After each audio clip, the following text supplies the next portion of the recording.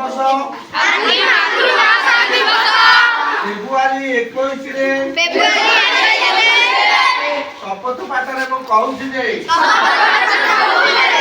ମୁଁ ଓଡ଼ିଆ ଭାଷା ଏବଂ ସାହିତ୍ୟର ସମୃଦ୍ଧତାକୁ ସକ୍ରିୟ ଭାବରେ ପ୍ରୋତ୍ସାହିତ ଏବଂ ପାଳନ କରିବାକୁ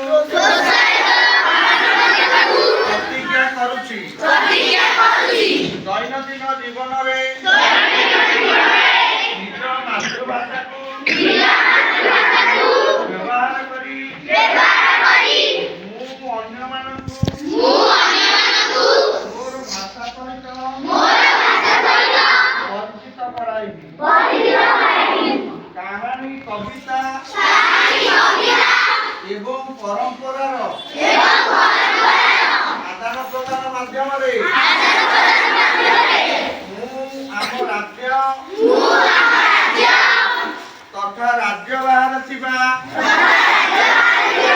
ଓଡ଼ିଆ ଭାଷା ସାହିତ୍ୟର ପ୍ରସାର ଏବଂ ପ୍ରଚାରରେ